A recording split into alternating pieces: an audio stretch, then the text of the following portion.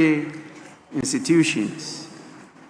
One, we have our students from the Accra Sempe Junior High School.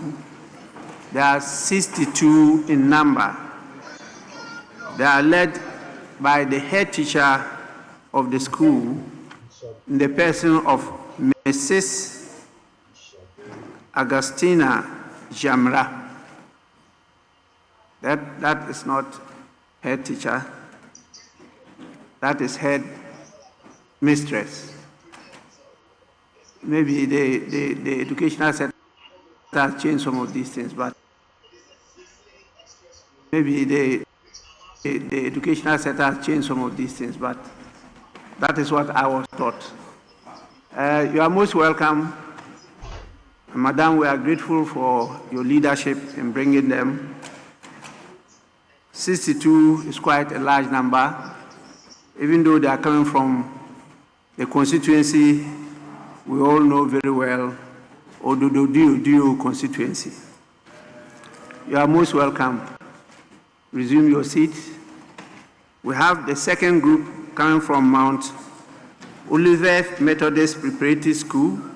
They are 30 in number, and they are coming from the Bung Katamanso constituency. They are led by the NCCA official by name Comfort Kwenu. On behalf of the House, I welcome you to today's proceedings. Please, you may resume your seat. The third group is from the Way School Complex, and they are 79 in number, coming from the constituency referred to as Afajato South. They are led by the headmaster by name Mr. Daniel Nati. You are also warmly welcome. This is the house for all of you. We are mandated to protect your rights and freedoms. And so anytime you are in trouble, this is the house you can run in for refuge. It's the house of might and majesty. And so please start learning it at this young age. And as I often say, we expect that when you are here, you perform better than we are doing. So you may resume your seats. Honorable members, we now move to item 6 on the order paper. Correction of votes and proceedings and official report. We start with the correction of votes and proceedings of Friday, 20th February 2026, page 1, page 2,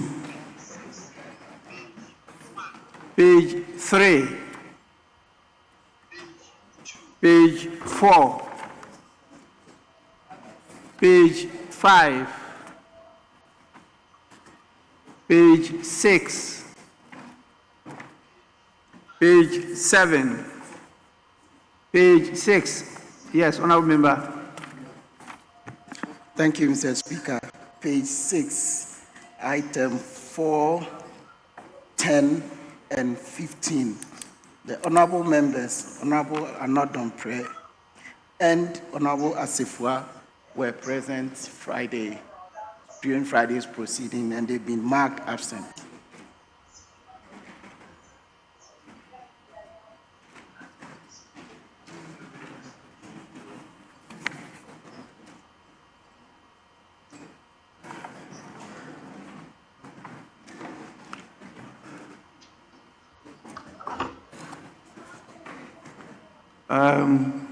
Are the honorable members present? Honorable Anodompre, the honorable member for Nsawam Aduajiri, were you present on Friday, 20th February 2026? Speaker, indeed I was. I was present. And then The other gentleman referred to was Honorable Vincent Eko Asafua Oltafo. Right Honorable Speaker, I was present on Friday. You were present. Yes, please. Table office, kindly take note of that. Yes, any more? So we move to page 7. Yes.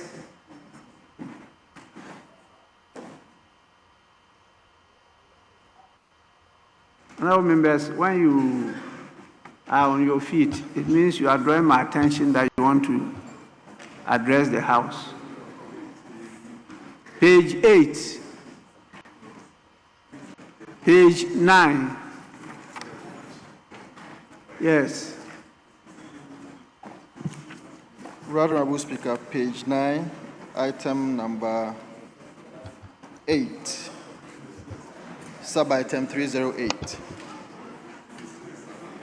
Suke number 1. The number should be a proper noun, so the N should be capital. Number 1. It's a proper noun, so it should be capital. Capital N.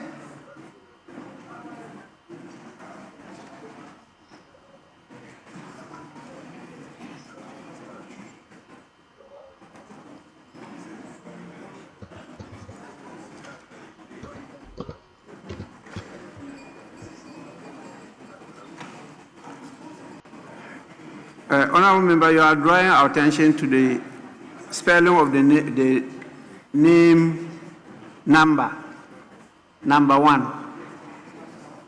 And you say the number should start with capital N. And what about Capital the 1? The 1 can also be capital. Rightly so. Thank you. Yes, table office, kindly take note of that. Page 10. Yes, table office, kindly take note of that. Page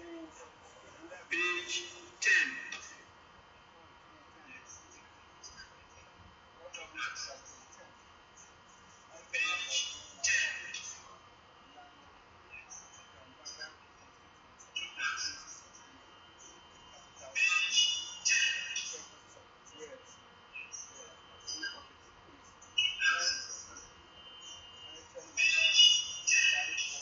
On the same page. Takwa Inswayim constituency, not constituencies. Takwa Inswayim constituency, not constituencies.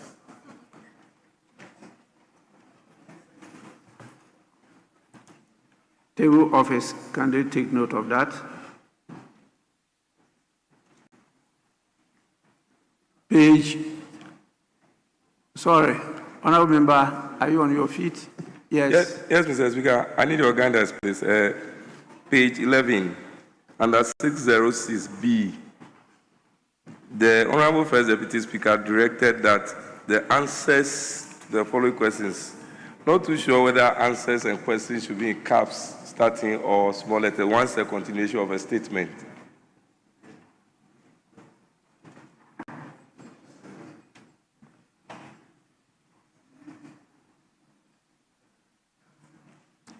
You are not too sure that answers should be in caps. Whether the word answers, once it's a continuation of a statement, whether it should be starting with a capital letter or... Yes, in this context. In this context. Yes. Thank you, Mr. Speaker. Page 12. Page 12. Page 12, Right Honorable Speaker. Item number C. The Minister for Energy and Green Transition to answer at a later date. Later date, not latter date. Later date. Thank you. Table office, the spelling of later. Please, kindly take note. Yes, please. That's the same issue. Page 13. Page 14.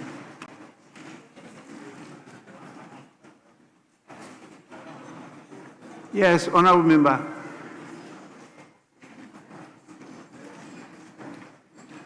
Page 15.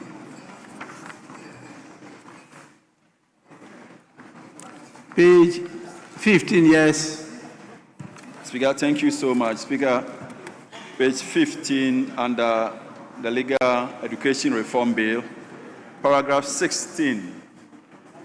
I think the first word should be deleted, so we substitute with a plural version, given the fact that we did a clause-by-clause consideration of the bill. So it should be clauses 37 to 40. Thank you. Table office kindly take note. Page 16. Page 17. Yes, please.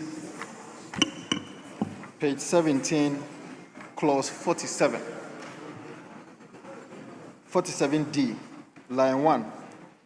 After technology, technology should be in inverted commas. Technology should be in inverted commas. The last one is missing.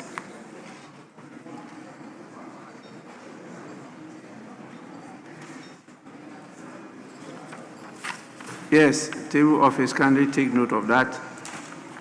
Page 18. Page 19.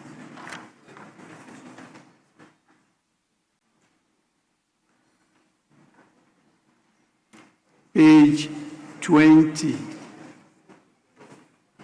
Yes, please. Still, Mr. Speaker, I'll need your guidance on the final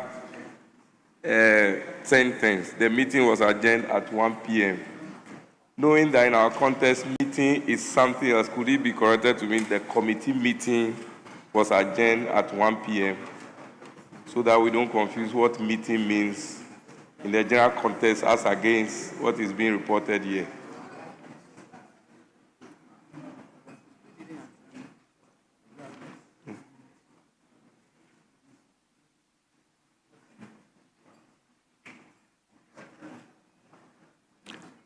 Yes, at the committee level, you meet.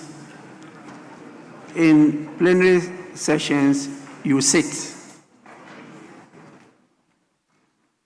So in the context, the proper word is meet. And so they are right to say the meeting was adjourned at that time. If you realize, when we are dealing with the House, we say the sitting was adjourned at the time. So I think it's right because the context is dealing with the Committee on Employment, Labor Relations, and Pensions. So there's nothing to change there. Honorable members, the votes and proceedings of the 12th sitting dated Friday, 20th February 2026, as corrected, is adopted as a true record of proceedings. I have a copy of the official report of Tuesday, 17 February 2026. Honorable members, any corrections?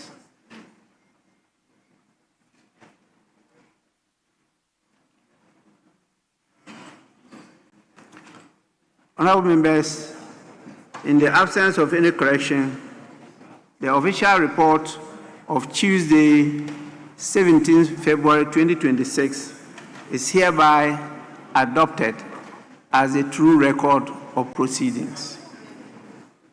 We now move on to the next item.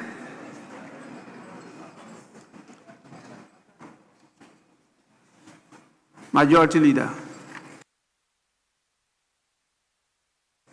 Mr. Speaker, I, subject to your pleasure, Mr. Speaker, will crave your indulgence for us to vary the order of business and go to presentation of first reading of bills for the value for money office bill to be presented, Mr. Speaker. Yes, minority from bench. Speaker, I heard the leader loud and clear, obviously coming under 67(2). Speaker, the imperative of 67(2) is that he should be seeking your leave. And he's doing that for the finance minister to lay a paper. I don't know why the majority leader appears to be in a hurry. For a long time, we have missed the finance minister.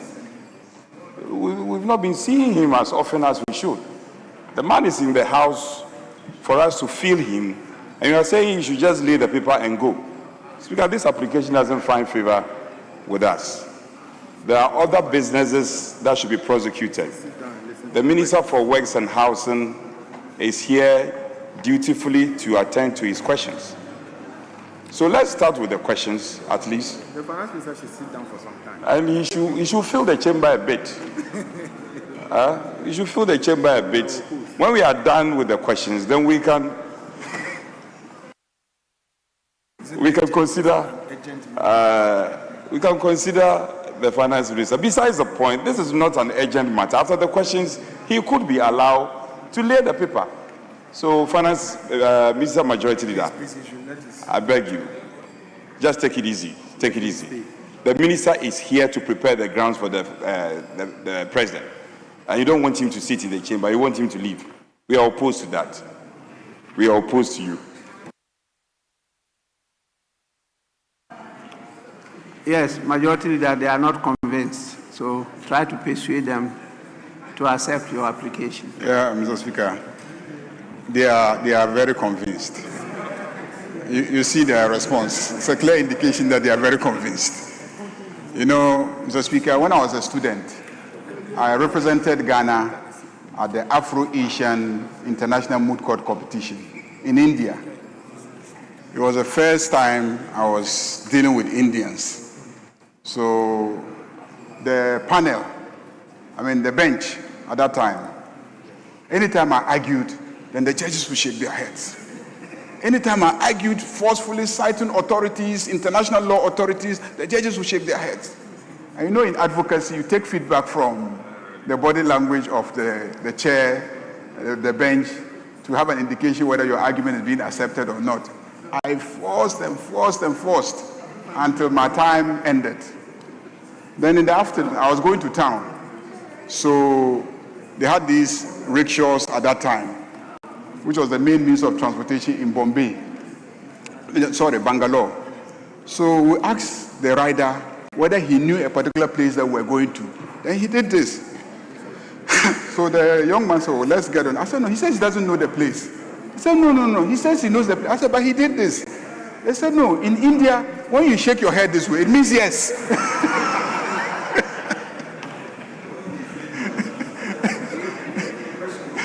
So, Mr. Speaker, I watched their body language, and they said yes, that we can take it.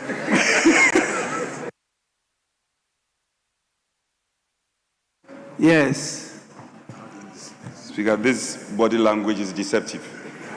But to the extent that we have always displayed patriotism, Speaker, we will allow the minister to perform the business as he should.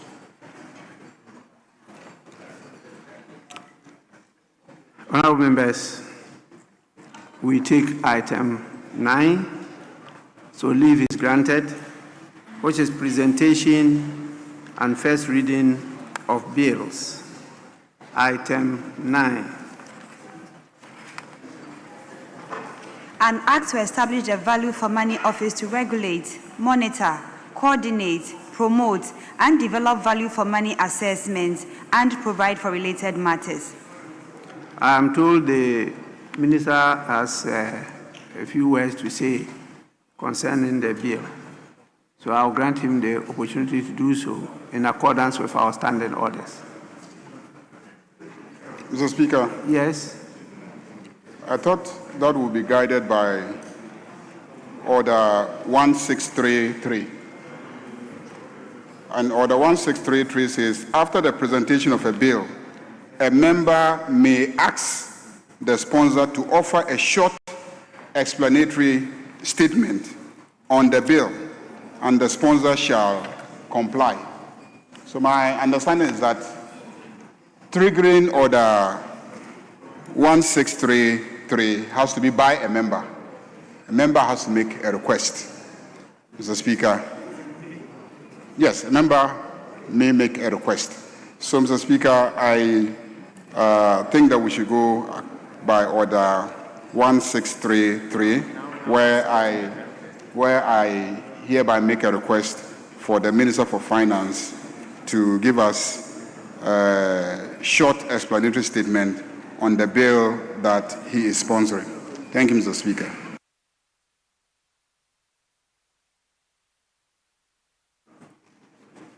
Yes, Honorable Habib. Mr. Speaker, I was thinking that Order 1633 will be invoked by any other member, not the leader of government business. Is it the case that the minister is bringing this bill that the leader of government business doesn't have an idea at all why the minister is bringing this bill to the House? So, Mr. Speaker, if it is the case that the majority leader have no idea, no clue, your ministers are laying bills, you don't understand anything about it, I'm surprised. I think we should have been asking that, but if the majority leader and the leader of government business is invoking Order 163, Mr. Speaker, it speaks for itself that the majority leader is not being consulted, he is not in the know of anything that is going on in the government, Mr. Speaker.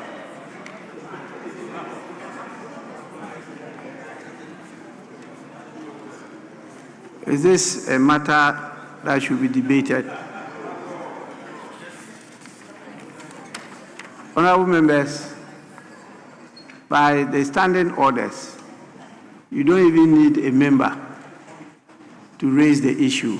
Even though Order 163 says so, the person laying could so move to also make statements on the bill that the person is presenting.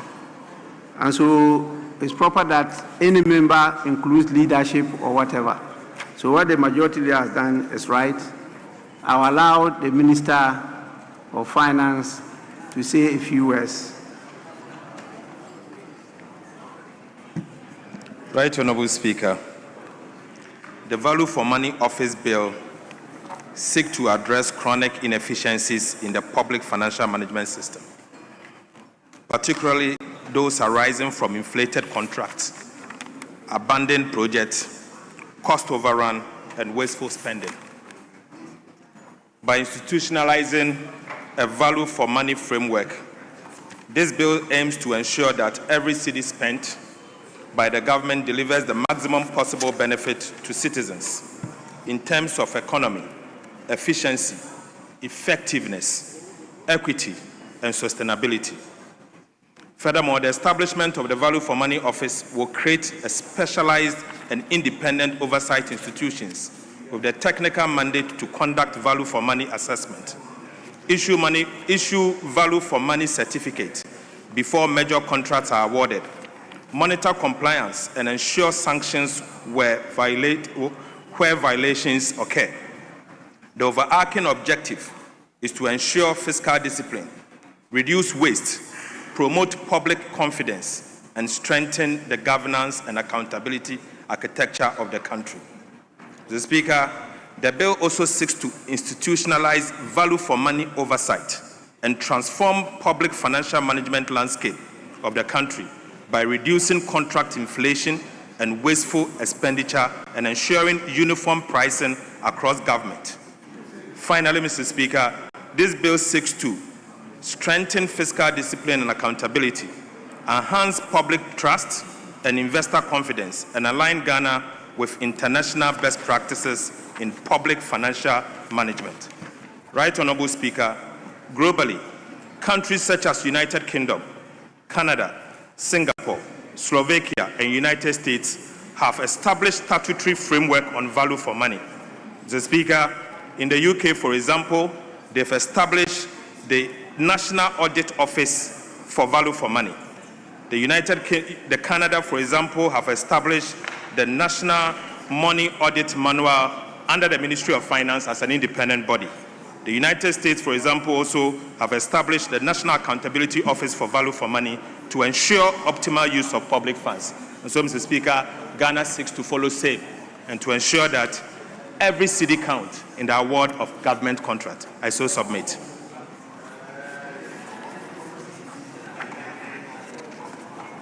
Honorable members, the bill is referred to the Committee on Finance for consideration and report to the House. May I add that the leadership of the Committee on the Economy should join the Committee of Finance in the consideration of this bill.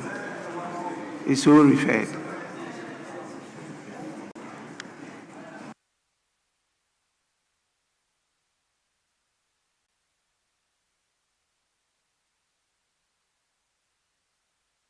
May we now take questions? Item 7. Yes, Honorable.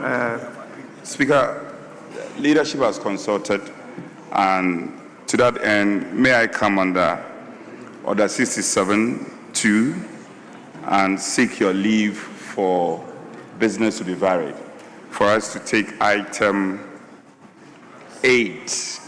Item 8, just a statement that stands in the name of the minority leader, after which we'll revert to item 7. Speaker, with your leave. Leadership of the majority. Mr. Speaker, I thought earlier on, the front bench of the minority wanted to spend time with the finance minister in the chamber. That's what I thought. Earlier on, that they wanted to spend time with the finance minister in the chamber. Now he's in a hurry to make a statement and leave the chamber.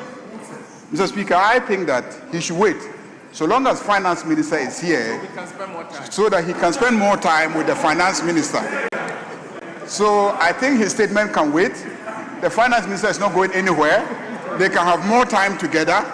And then the minister for Works and Housing, however, has so many other things that he needs to do. So let's take the question and then have the Minister for Works and Housing answer his questions so that he can have more time with the Finance Minister.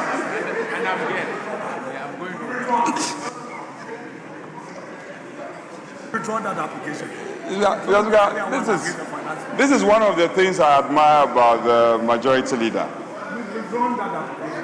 I mean, when we have we have an agreement. This is a very good agreement that we should pursue. Yes, we want him to be here. And this is not a matter we should litigate further. Because a while ago, we staged a good compromise for him. Why is he doing this? This is not in good. Be fair to us. He should stay.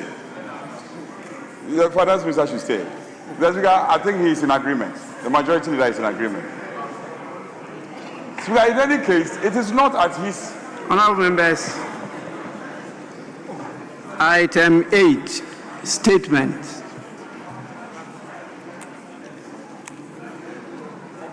Our attention is drawn to a statement to be made by the minority leader.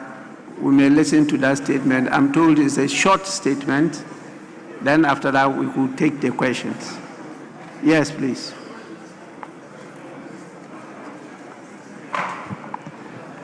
Speaker, let me thank you for the opportunity to make this statement, and let me thank colleagues in leadership for this treasure space. Mr. Speaker, I rise on this solemn occasion to lay before this House a matter that cuts... Honorable member, is this occasion solemn? Oh, Mr. Speaker, to the extent the matter I'm raising, it's because somebody is dead. Otherwise, Mr. Speaker, you are talking about the subject matter you are yet... That is so. Yes, but the occasion now is the Mr. Speaker, very sitting well. of... That's okay. Mr. Speaker, that's Please. fine. Mr. Speaker, that's fine. Mr. Speaker, that's fine. Mr. Speaker, arise in this chamber with a heavy heart, weighed down by grief, with a spirit stirred by righteous indignation, and with a profound sense of national covenant broken. Mr. Speaker, we must today confront a truth as painful as it is undeniable. Our healthcare system, the sanctuary to which citizens flee in their most fragile hour, failed. It failed catastrophically, and it failed fatally. Let me be emphatic. This is not a partisan matter. Therefore, this chamber must not descend into the usual theater of political point scoring. It is not about the NDC nor the MPP. This transcends political advantage. Mr. Speaker, this is about a human being, a young Ghanaian citizen. His name was Charles Emisa, a 29-year-old man in the prime of his life, reportedly employed by Promasidor Ghana Limited, who should, by every moral and legal right, be alive today. Instead, he perished. He died in the back of an ambulance, virtually on the streets of our capital city, because the institutions mandated to protect life turned him away. Mr. Speaker, on the 9th of the 6th of February 2026, Charles Emisa was involved in a hit-and-run accident at the Circle Overpass. At 10:32 p.m., the ambulance 15 received a distress call. At 10:33, it mobilized. At 10:35, it was on site.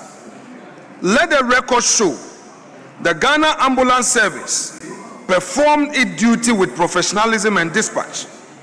They found him bleeding profusely. They assessed him. His vital signs were recorded. Blood pressure 120/90, pulse 100 beats per minute, oxygen saturation 99%. These were the vital signs of a living man, a man with a fighting chance. They stabilized him, controlled the hemorrhage, and rushed him to the gates of hope. But hope, Mr. Speaker, was met with a closed door. At the police hospital, they were told, quote, no bed, end quote. At the Ridge Hospital, the answer was the same, no bed. At Kolebu Teaching Hospital, our premier medical facility, they were rejected again. Let us be clear on what this means. At none of these facilities was triage conducted. At none were vital signs that even taken. Charles Emisa remained in that ambulance, his life ebbing away, while the institutions established by the Republic of Ghana to save him refused to receive him. After approximately 30 minutes of this shameful odyssey, he went into cardiac arrest. Despite the effort of the ambulance crew, CPR yielded no response. He was pronounced dead.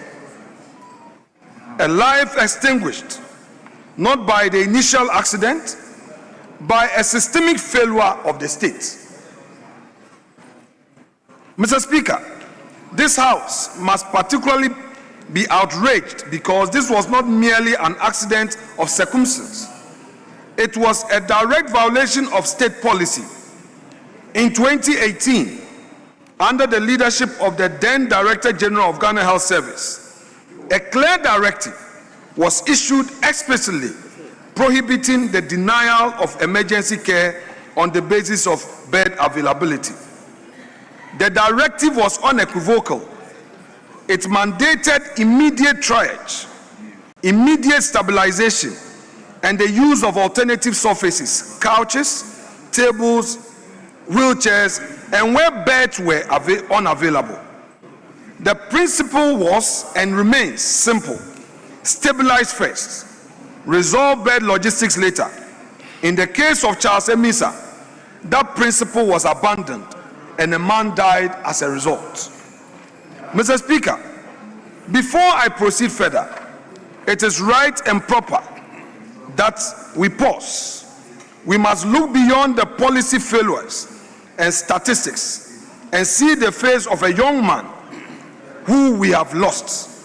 I wish on behalf of my side of the House, and I believe I speak for every honorable member present, to extend our deepest, most heartfelt condolences to the family, friends and colleagues of Charles Emisa, who now face an unthinkable void. To his siblings, his loved ones, and his colleagues at Promisido, Ghana Limited, we share your immeasurable grief. Nothing we do here, Mr. Speaker, today will bring Charles back, but let it never be said that this Parliament heard of such a tragedy and remain unmoved is a reason why, Mr. Speaker, I'm grateful for this treasure space to make this statement. Furthermore, Mr. Speaker, while we hold our public institutions to account, we must not lose sight of the fact that this tragic chain of events was set in motion by a cowardly act. A hit-and-run driver struck down Charles Emisa and fled the scene, leaving him for dead.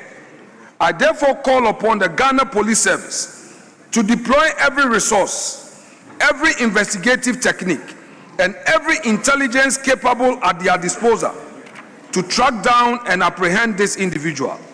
Justice for Charles demands that the person whose reckless actions precipitated this nightmare be found and made to answer fully before the law. Let them know that the long arm of the Ghanaian state will not tire until they are brought to account. Mr. Speaker, I respectfully invite this honorable House not to be silent over this. Now we must act. We are informed that the Ministry and HEFRA have launched investigations. We welcome these actions, but let no one mistake executive inquiry for parliamentary oversight. Under Article 103 of the 1992 Constitution, this House has the primary duty to investigate matters of public importance and to expose inefficiencies and maladministration. Therefore, in all humility, but with firmness of mind, I call on the Health Committee to be immediately empowered to do the following. 1, and Mr. Speaker, with your directive, summon the chief executive officers and heads of emergency units of the 3 hospitals involved. 2, demand production of triage logs, duty rosters, and bed occupancy records for that night. 3, establish conclusively whether the 2018 Ghana Health Service Directive was breached. And finally, determine whether professional misconduct or negligence occurred. If misconduct is found, sanctions must follow. If negligence is proven, prosecution must follow. If a systematic failure is identified, comprehensive reform must follow. Mr. Speaker, let me leave the House with these final thoughts. If a young man can be carried from one public hospital to another, refused at every door until he dies, then the social contract is broken and none of us, I repeat, none of us is safe. Not the rich, not the poor, not the politician, not the ordinary man on the street. The death of Charles Emisa must force this nation to change. Human life cannot be subordinate to administrative convenience. Emergency cannot be optical. Our hospitals do not have the moral or legal discretion to abandon the dying. Mr. Speaker, I so humbly submit. Thank you so much indeed. Yes, thank you so much. Honourable members, this is a very important statement and is of serious public interest. So let's take it as such and give the proper lead and further investigation into the matter. Please, Deputy Minister for Health. Thank you, Mr. Speaker, for giving me this opportunity to comment on the statement made by the Honorable Minority Leader. Mr. Speaker, the death of any Ghanaian in this matter is unfortunate. I would like to take this opportunity to extend my heartfelt condolences to the bereaved family and the loved ones of the deceased, and also to the entire nation. Mr. Speaker, I am the Deputy Minister of Health and also a traumatologist. In other words, I'm trained as a trauma surgeon specialist and consultant. Mr. Speaker, the event that led to this unfortunate incident and demise of the gentleman is tragic and should not happen. Mr. Speaker, in surgery, we call this a never event. Mr. Speaker, a never event is an event that should never happen. Under no circumstance, Mr. Speaker, should a human being die this way. Mr. Speaker, however, governance is a continuum. Mr. Speaker, we have the ministry has, as the Honorable Minority Leader said, has constituted a committee that is looking into the issue. And in fact, they have met today.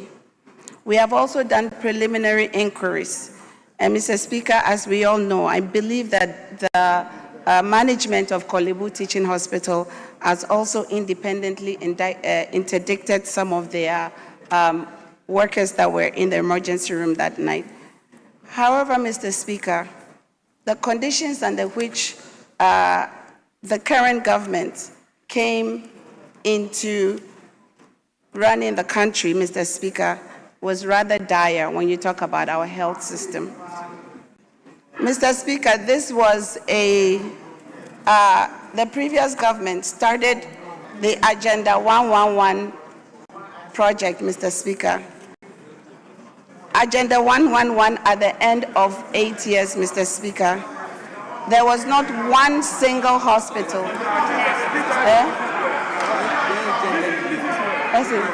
I'm not engendering debate. I'm just trying to explain the circumstances. Mr. Speaker, Agenda 111, at the end of 8 years, Mr. Speaker, there was not one single hospital that was operational. Mr. Speaker, in fact, what we came to meet was multiple hospitals littered around the country, some of them at foundation level. There was not one hospital that a human being could walk in. However, they had spent millions and billions of Ghana cedis, to the extent that, Mr. Speaker, the Auditor General surcharged 35 contractors 7.9 million. And the refund that the Auditor General, Service surcharged. Honorable Deputy Minister, please focus on the major issue. Thank you, Mr. Speaker. I am guided. Mr. Speaker, the current government is serious about what is happening in our emergency rooms. We have constituted a committee that is looking into it.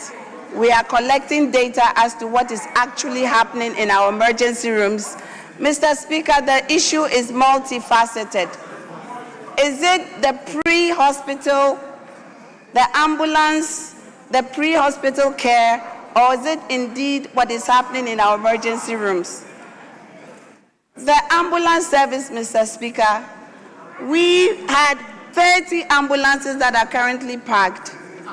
Mr. Speaker, in the last 5 years, the ambulance service personnel have not been recertified. Mr. Speaker, the ambulance was there because of the proximity to the ambulance service. They got there on time and they did what was necessary. Mr. Speaker, the issue of no bed syndrome, unfortunately, is not a new issue. This issue has existed for so long, and unfortunately, we or the previous government was not able to fix it. Mr. Speaker, in this government, we will take a bold step the John Dramani Mahama government is going to take a bold step to solve the problem of no bed syndrome. Mr. Speaker, we are going to retool the hospitals, starting from the CHIPS compound to the health centers, all the way up to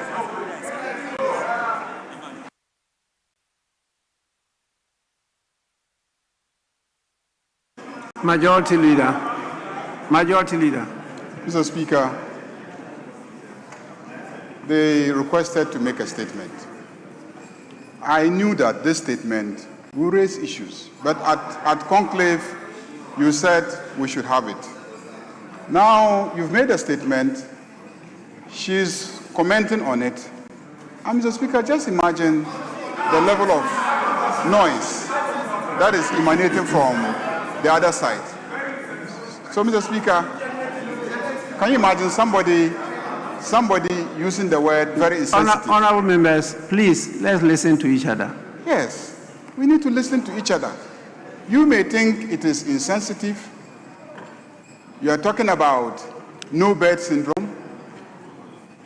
What does no bed mean? It means you didn't construct enough hospitals and provide enough beds. That's what no bed means. That's what no bed means. You may disagree with her, but that's her view. That's her view, that this is the underlying cause of the problem. That the hospitals don't have the beds. They don't have the space. They don't have the capacity. Because you promised and you did not deliver. You may disagree with her, but that's her view. Please, let's listen to each other. Honorable members. Thank you, Mr. Speaker. Please. We are retooling the hospital. We agreed that we will take 3 from each side of the house. So kindly wait when it's your turn. Then you can put across your views. But honorable members, I thought we agreed on some key issues. You are a Deputy Minister of Health. Do you need a bed to attend to emergency situation? Thank you, Mr. Speaker. By definition, Mr. Speaker, an ambulance itself is a bed.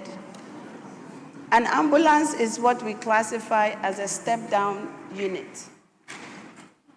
The cart in the ambulance can be considered a bed. So in such cases, a patient can be treated in the ambulance. Yes. Even outside the ambulance. Exactly. Outside the chair, even at the ward, do you need a bed to attend to an emergency? No, Mr. Speaker, the patient so let's can move on, please. Let's move on. Yes, the let's patient can actually be issues. treated. That is why we have constituted a committee to look into it. And that is why, Mr. Speaker, we are retooling the ambulance service because they need to have the proper equipment in the ambulance, Mr. Speaker. It is not just the bed. Mr. Speaker, it is the bed plus the oxygen plus the IV plus the IV infusion itself plus the monitors plus everything in the ambulance. Mr. Speaker, an ambulance is not just a transportation device. So, Mr. Speaker, we are retooling the ambulances. Deputy Minister, I was a Minister for Health. I know what I'm talking about. Please focus on the issue. The reason was that no bed. That is what we've been told. Speaker. So focus on that. You've done well by establishing a committee to investigate the issue. So let's look at it seriously. Thank you, Mr. Speaker. As a ministry, we are taking every step to ensure that such situations never happen in the country. Mr. Speaker, we are retraining our emergency services staff. Mr. Speaker, we are both training the doctors as well as the staff. We are even training the security in the emergency rooms. Mr. Speaker, we are also extending this into the ambulance service itself. We are going to ensure that all the ambulances have the necessary equipment to save precious Ghanaian lives. Mr. Speaker, this patient could have probably been saved if we had the proper supplies in the ambulance. Mr. Speaker, we are working diligently to avoid such needless deaths of any Ghanaian. And in conclusion, Mr. Speaker, I would like to express my heartfelt condolences to the family, and I would also like to express my condolences to the rest of the country. Mr. Speaker, under our government, such incidences would not happen. Thank you. Yes, honorable members, can we take two more from each side of the House? Yes, Honorable Kojo Okwong Nkrumah. Mr. Speaker, I'm grateful for the opportunity to comment on this statement, and I join colleagues in expressing our condolence to the family of Charles Semisa for this tragic loss. Mr. Speaker, I also associate with the calls for a proper investigation to establish exactly what happened. Mr. Speaker, also, let me, on behalf of members of Parliament who may feel like associating with this call I'm about to make, apologize to the family of Charles Semisa for the comments that have just been made by the Deputy Minister for Health, which in our view attempts to politicize the matter. This is a matter of a tragic death, a matter that has now been announced as a subject of an investigation. There should be no basis for which at this time the attempts to suggest that it is because the immediate past administration did not finish Agenda 111 buildings or EMTs have not been certified. Because if we descend into that arena, Mr. Speaker, we may be tempted to ask what the administration before the last one also did about that. I'm not sure what Ghanaians want to hear us talking about today is an attempt to be doing partisan exchanges on this. What is important is that this investigation is done and is done in a credible manner. What is important is that if some wrongdoing is found, the persons who would have engaged in it are held culpable. And more importantly, Mr. Speaker, is an assurance that going forward, the emergency health processes that should take place in our health facilities across the country are very strongly observed. But Mr. Speaker, this happened in a very urban area where medical facilities are available, where medical personnel are unavailable. Can we imagine what is happening in many of the rural communities where facilities and personnel are in short supply? And so, across the aisle, we have to commit ourselves to ensure that no cedi should be spared in ensuring that facilities and personnel are made available across the country to be able to attend to the health needs of our people. Mr. Speaker, once again, we would extend our commiserations to the family of Mr. Charles Semisa. But this should not be a matter that is politicized in any way whatsoever. Thank you, Mr. Speaker, for the opportunity. Speaker, I'm so grateful.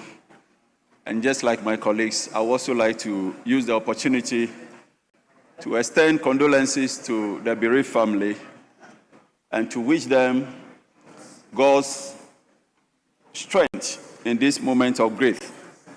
Speaker, at the heart of this whole thing, partly is the response that we often receive from our health practitioners. I recall during last meeting, one dawn I woke up to prepare for a television show, and then unknown to me, I went blackout. I was fortunate my son had the extent to which I fell and moved from his room to come to our master bedroom. And he managed to wake my wife up. They lifted me to one of the foremost health facilities in this country. Speaker, when we got there, my younger brother went in and drew their attention.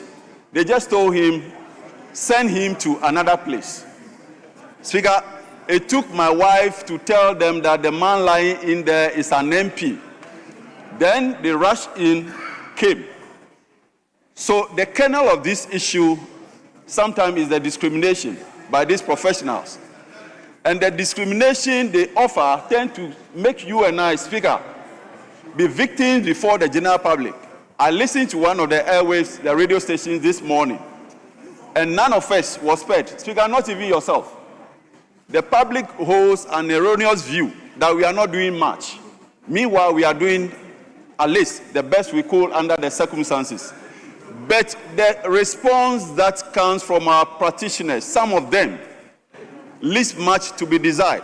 And that is what we must focus on. Speaker, I think that the next thing for me has to do with the fact that we have overly concentrated our health facilities in Accra. And so, be it professionals, be it equipment, be it tools, most of them are here. So everything that happens in the 15 other regions must come to Kolebu, must go to UGMC, and so it makes these professionals also overstretched. And so government must relentlessly look at that angle. I am happy and delighted to know that at least under the administration of His Excellency John Dramani Mahama, his first tenure, he has demonstrated unyielding commitment to expanding some of this infrastructure. It's not enough. We must admit that we need to do more. And we must encourage the public along that we are not the kind of ruling class that always takes interest in going to London, Germany, America, and all other places to seek treatment. But then we are doing our bit, and we must win their confidence. This issue must not be left to go unchecked. I thank the ministry, I thank the government for instituting swiftly an investigation. The outcome must be brought on time, in real time, I mean, Speaker, so that we take decisive step to ensure that this doesn't rear its ugly head. Speaker, I thank you so much for this opportunity. Yes, Honourable Member. Thank you, Mr. Speaker. And I would like to commend the maker of the statement, Osahime Alexander Afenyomakin, the minority leader, regarding the passing of Charles Amisa. And let me also express my deepest condolence to the family of Charles Amisa. Mr. Speaker, it saddens my heart. Why? Because just about 3 months ago, in my constituency, when I was called by the police commander, there was an accident that happened on the Kumasi-Tamale Highway, specifically between Nkinkenso and Akumadan. Right away, we were told some people had passed, so we had to rush to the hospital. I'm happy to commend the director of the hospital, Mr. Speaker, because the facilities there is not enough. Patients were being treated at the outpatient department, and they had to improvise. Mr. Speaker, any one of us could have a cardiac arrest, and it will take between 3 to 5 minutes. If we are not safe, we could pass. And as such, our healthcare system should have a robust protocol that we use in managing health crises or emergencies. We shouldn't have excuse for a life to be lost. That is why His Excellency, the former president, said we know how to bring back the economy, but we don't know how to bring back life. Any single life that is lost can never be brought back. And this is not the time as a house to debate, but this is a time for us to improve on what the previous government started.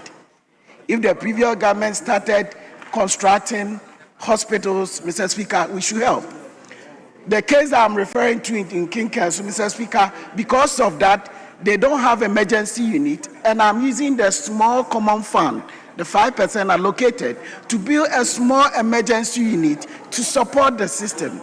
Mr. Speaker, there's no way one can say the facilities you have in Kolebu, you have that same facilities in a village in my constituency.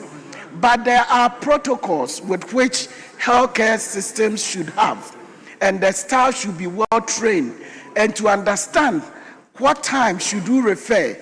But the excuse that because there's no bed so one cannot be treated is not tenable. And I believe if, for instance, our ambulances are not running, what is the government doing to make sure we can maintain these ambulances and make sure that they are fit for purpose and make sure that they are working, Mr. Speaker? The honorable member, don't go into those issues because there is no government that has come to govern this country and all ambulances are working and running at all times. Even during the reign of the person you quoted, it's the same thing. And that quotation was wrong. Please, when you lose an economy, you lose lives. You don't know that? So when you say you are bringing back the economy, you know how to bring back economy, but you don't know how to bring back lives. The time you've lost the economy, you've lost so many lives that you can't bring back. Please, let's address the issue, what is confronting us now, and stop the politics.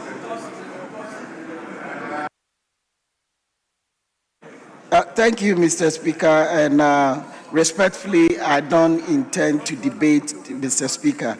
But, Mr. Speaker, the point I'm trying to repeat and to emphasize on the fact that every single life matters.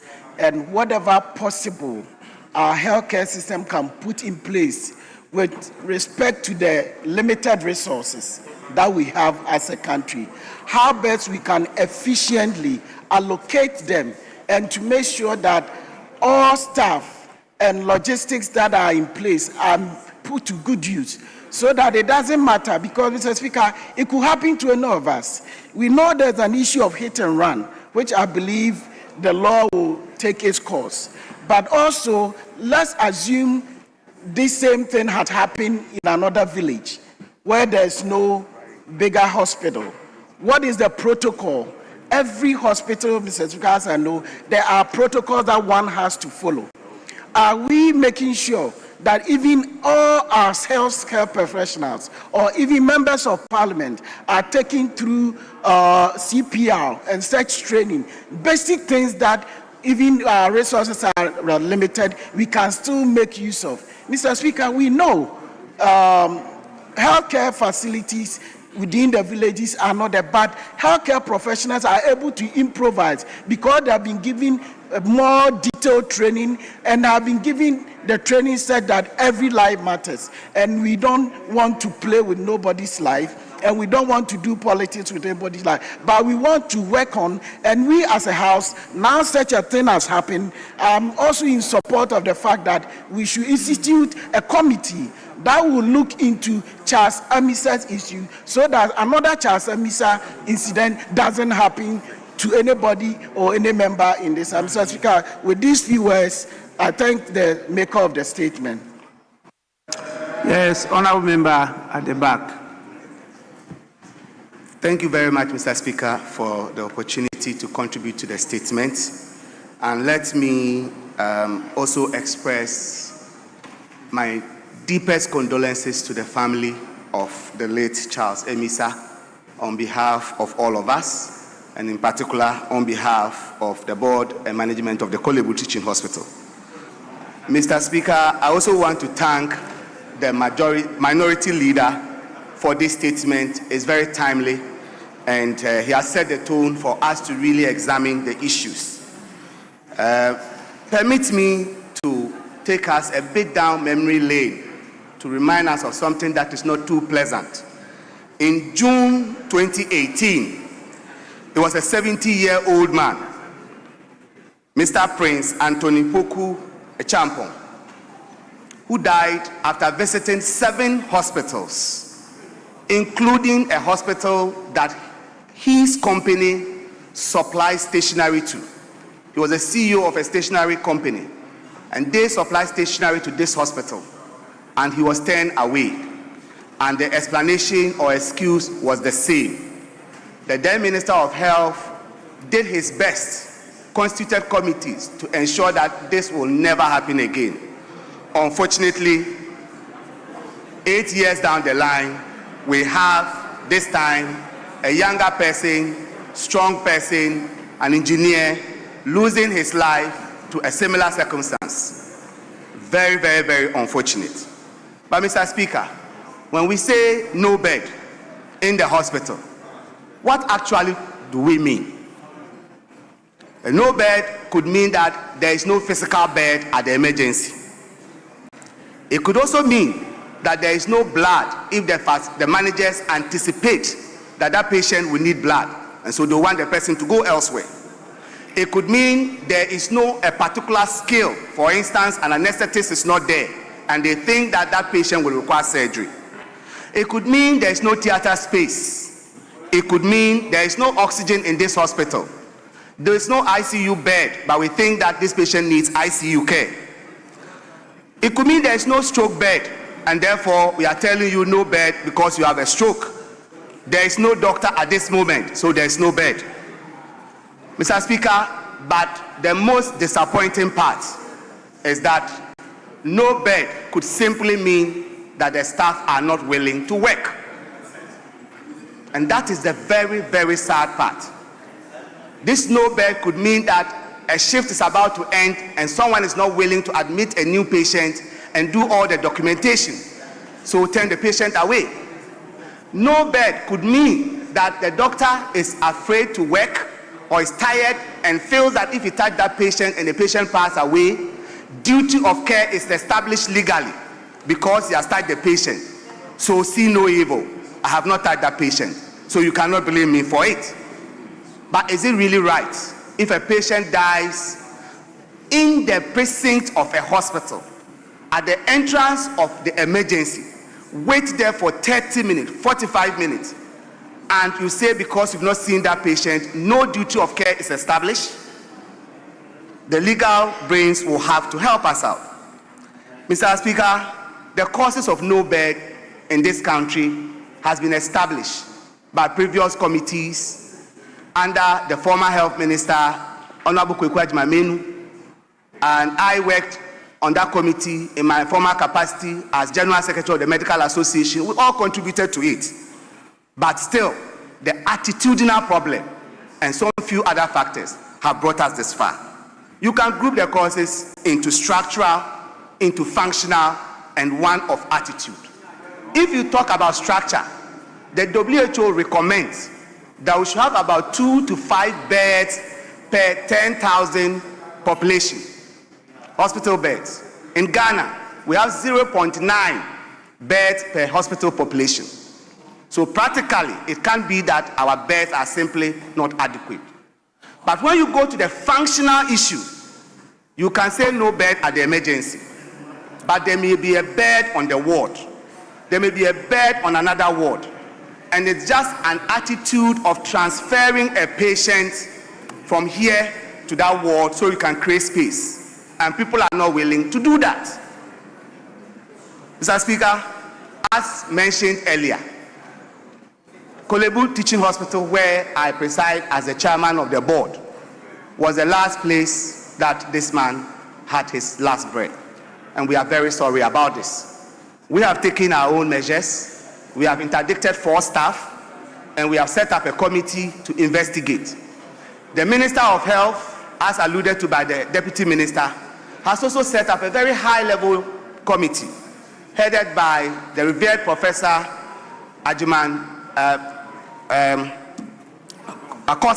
Bedu Akosa, Professor Adman Bedu Akosa, and they are working to see the exact cause of this particular incident. But I'm also proud to announce that to bring a comprehensive solution, building on the efforts of previous ministers, the current Minister of Health had already set in motion a team to solve this situation comprehensively. and they are coming out with a document that is going to be looking at a national integrated bed management and referral coordination system. This will be backed by IT and is going to allow us at the real time to be able to tell the categories of bed that are available in a particular hospital.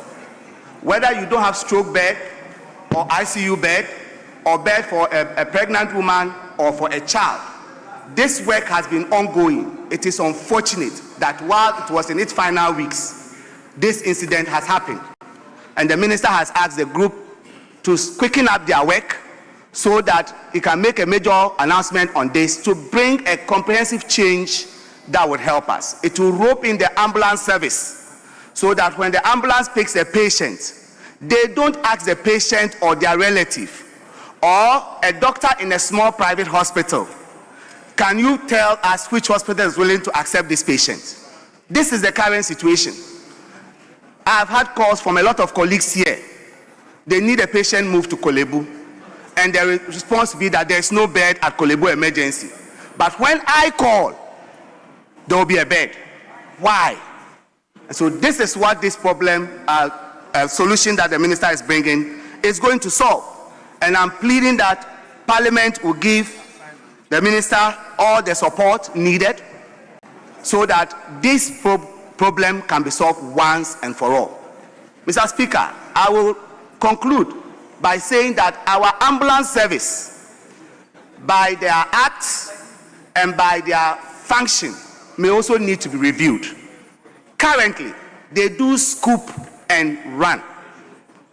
What it means is, at an accident scene, they can pick you up, but they can't even set a simple IV line to give you fluid. For this patient who was being moved from hospital to hospital, if a simple normal saline was running, this patient could have survived. The minority leader mentioned his BP at the beginning. At Kolebu, when they checked the BP in the ambulance monitor, it had come down to 84/56. That is someone who is just about dying. So if they could at least set a line and run some fluid in transit, a lot of patients will survive. So the model that allowed them to only scoop and run must be changed, and their training must be upgraded so that have paramedics that are specialized to be able to provide some basic care. But in conclusion, attitude is our biggest problem. All of this will not change if the attitude does not change. May I stand on this to appeal to my colleague health workers. Look at that next patient, that it could be you, it could be your father, it could be your mother. It doesn't have to be another doctor calling you before you create a bed and accept the patient. Because the one that can call, maybe you may be the one unconscious who will call on your behalf. Thank you, Mr. Speaker.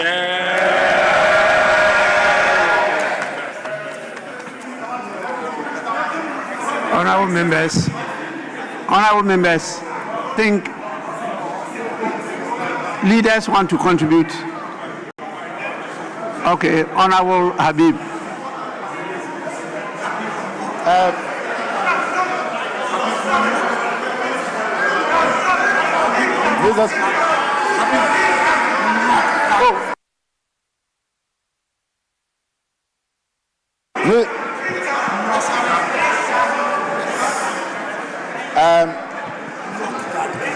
Thank you, Mr. Speaker. Thank you, Mr. Speaker. Mr. Speaker, let me first Honorable members, attitude. Please, it's not only referring to the health personnel. Please, let's allow our leaders to make their contributions. Yes, thank you, Mr. Speaker. Mr. Speaker, let me first of all commend my colleague. Listening to him, he spoke with patriotism, with a deep knowledge of the sector and professionalism. Mr. Speaker, he is actually the Deputy Minister of Health who never was. And Mr. Speaker, listening to him, Mr. Speaker, listening to him, Mr. Speaker, listening to him, Mr. Speaker, listening to him, it brings me back to the conclusion of the maker of the statement. The maker of the statement concluded by saying that if a young man can be carried from one public hospital to another, refuse every door until he dies, then the social contract is broken. None of us is safe, not the rich, not the poor, not the politician, not the ordinary citizen. Mr. Speaker, situations like this call for a deeper reflection. It calls for consensus building, not to politicize the entire thing. Mr. Speaker, I just want to note that when you are given an opportunity, either as a minister or a deputy minister, and a statement is made with regards to your sector, any comment you make suppose or can be interpreted to be the knowledge or the position of the government with regards to that sector. Mr. Speaker, I was happy that you drew our attention when you were when you were the minister responsible for health, having been part of the 3 wise men and then being made the minister of health. The number of ambulances that we even have in the country was somewhere around 57 when you were deputy health minister. So I want to call the minister, I want to call on the deputy health minister and the minister that when statement of this nature is made on the floor, we should not always be happy or be in a hurry to politicize the whole issue. It is very sad that if you go into an emergency ward, you will be told that there is no bed, and for that matter, you will lose your life. This is not the Ghana we are all yelling to build. This is not the health infrastructure or the health priorities we want to do. Because, Mr. Speaker, healthcare is a fundamental human right. Your right to have access to proper healthcare. And it is your right to live. So if it is part of someone's negligence or the excuse that there is no bed, that will lead to the loss of life, Mr. Speaker, it is something we have to all condemn. And I also support the call by the maker that we should be able to build the capacity of our committee in charge of health to be able to engage the executives of these facilities so that we can be able to build a very good atmosphere so that nobody can die with the excuse that there is no bed. Mr. Speaker, I thank you so much. Majority Leader. Thank you very much, Mr. Speaker. Mr. Speaker, I speak as someone who is alive today because when I had a similar emergency, the system worked for me. I speak as that person. I had an accident somewhere in Nasia, and around 4 a.m. in the morning, Mr. Speaker, by divine occurrence, I was struggling to get to the nearest hospital because even though I had no scratch on my physical body, the impact was so great that I thought something wrong must happen inside me. A market truck, a Peugeot, old Peugeot, which the villagers used to attend market early in the mornings, was passing. It had 8 passengers, a Peugeot. I pleaded with them to open the boot so that I would sit in the boot.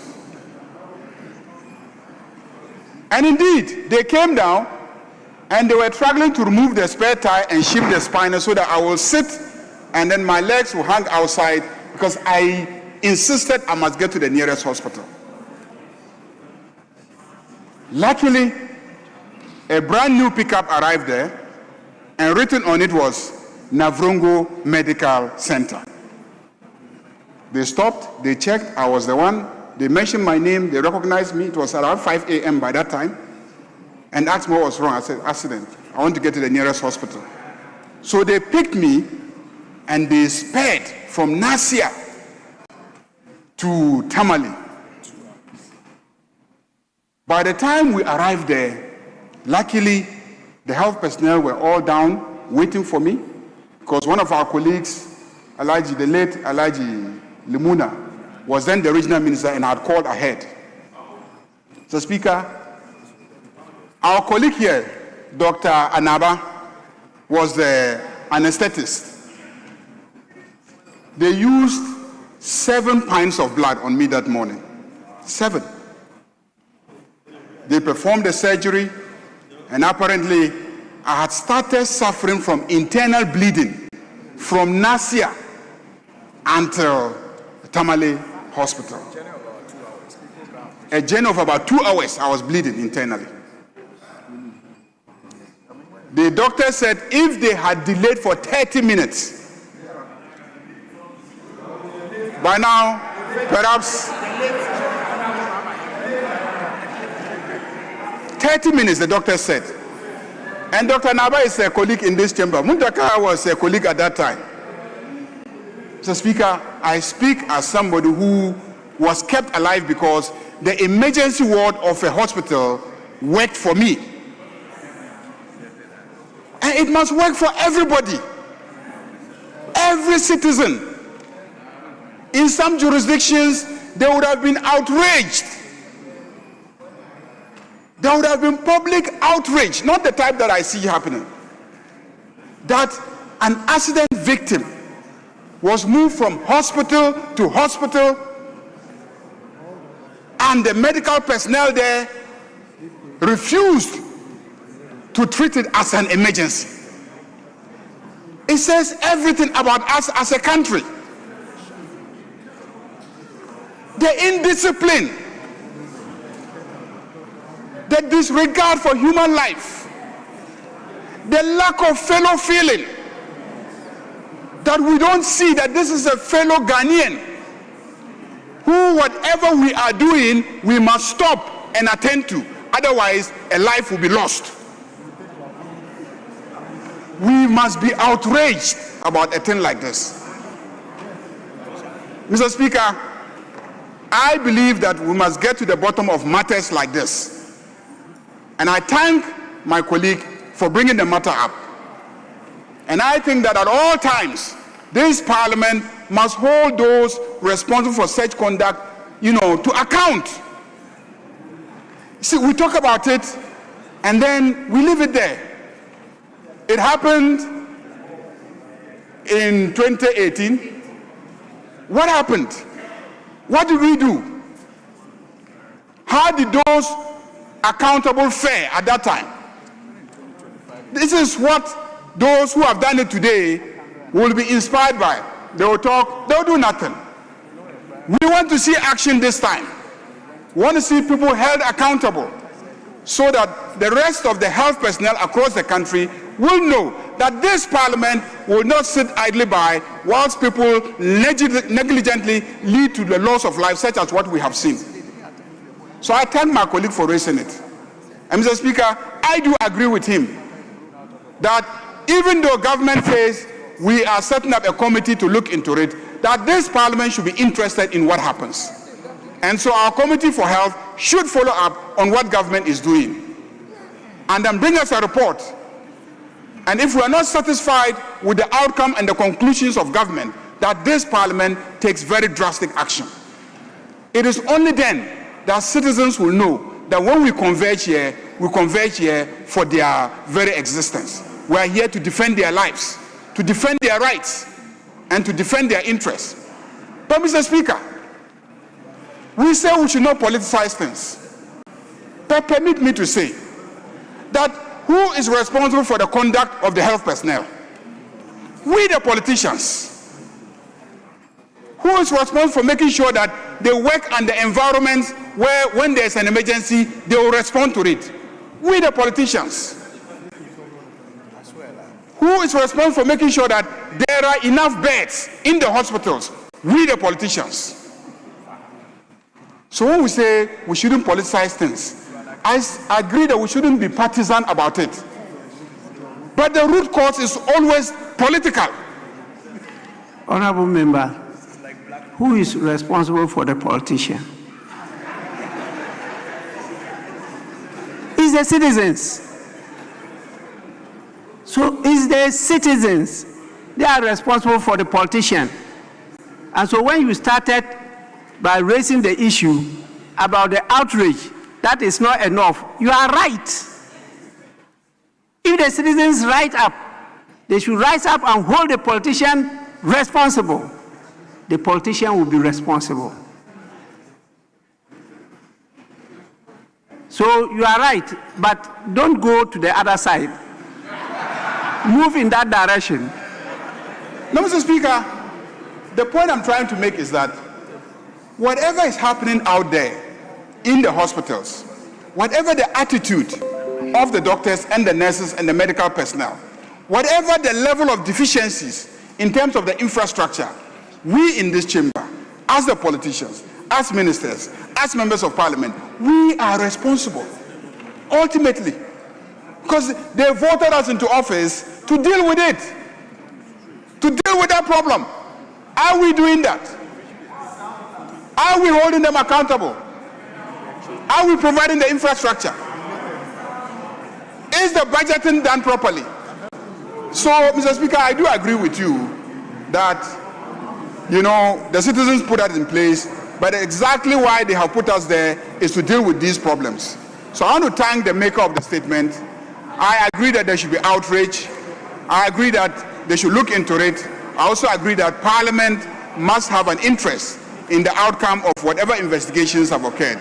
Let me conclude, Mr. Speaker, by expressing my most sincere condolences to the families of the bereaved, and to also express our disgust, our shame, and our utter embarrassment at the conduct of our medical personnel. Thank you very much, Mr. Speaker. Honourable members, I want to congratulate you for setting the pace for a national discussion of this matter. This is a very important issue, and I totally agree with you that we should not just leave it at the level of the ministry or the Kolebu Hospital. This House should take keen interest in what happens. And so I'll direct our committee on health to take all the reports that will come from the ministry, the Kolebu Hospital, or wherever, and go deeply into it. We have to take control. We need to inquire further into the matter, and we need to hold people accountable. This is one of the needless deaths we have experienced in this country. At the end of the day, I will urge the House for us to legislate on the matter. We need to pass an emergency care law. Emergency care law on this matter.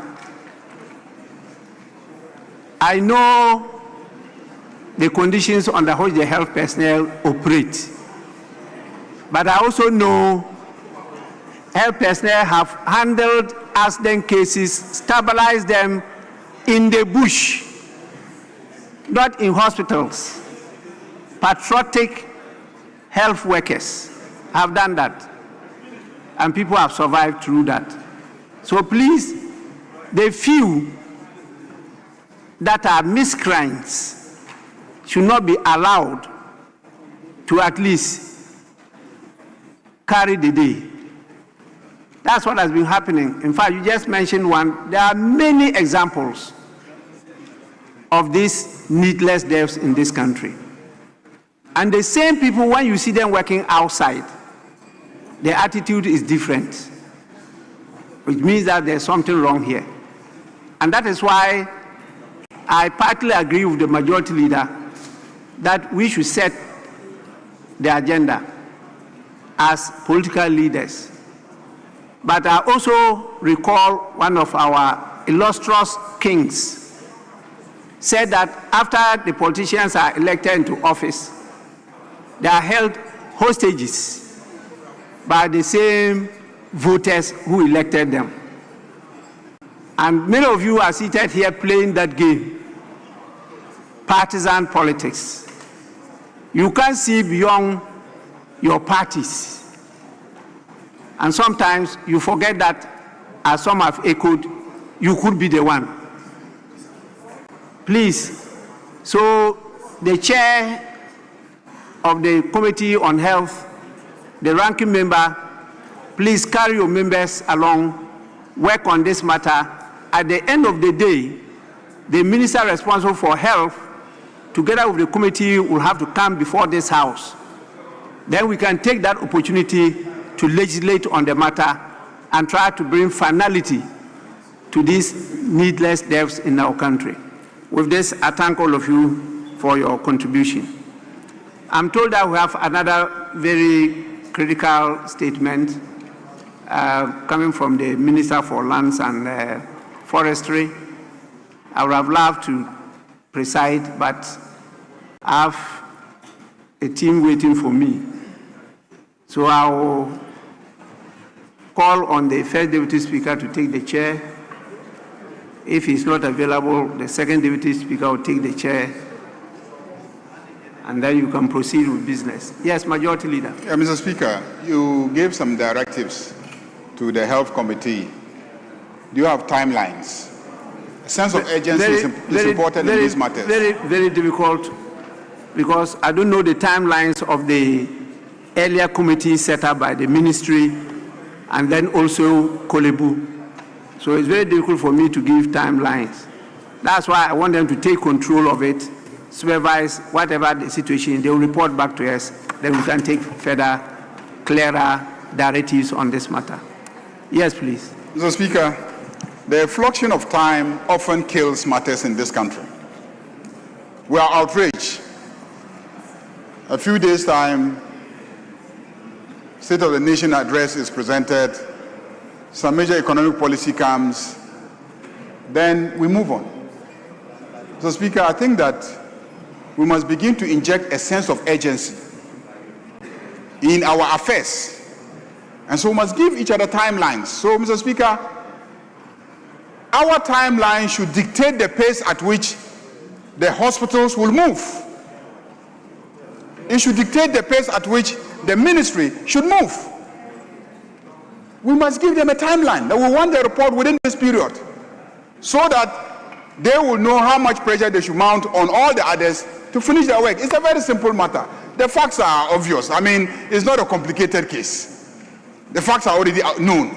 They went to this hospital, they didn't attend to. They went to this other hospital, they didn't attend. They went to this other hospital, they didn't attend. What else is going to be investigated?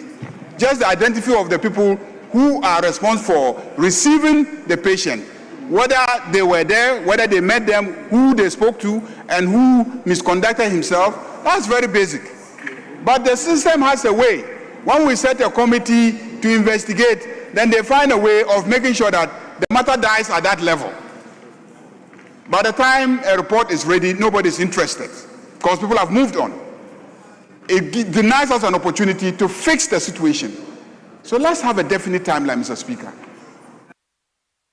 I think the First Deputy Speaker will take the chair, and the House will have to give an indication as to the timeline. We don't dictate matters on this floor, we preside.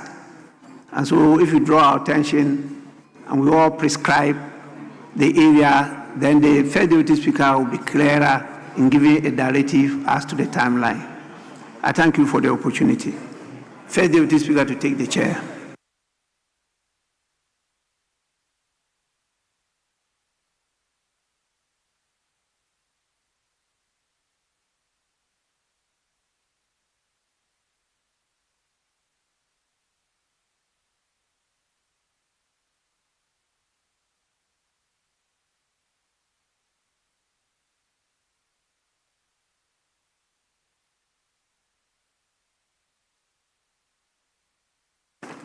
Yes. There's also a statement. Yeah, Mr. Speaker, yes, but Yes. we hadn't concluded something. Very well. We had requested that the committee that is going to look into this unfortunate death should be given a timeline within which to present a report. And the issue came up that there are other committees looking into it. The government set up one. Kolebu is conducting its own investigations and etc. So we think that we should give them 2 weeks. To present a report to us. 2 weeks, Mr. Speaker.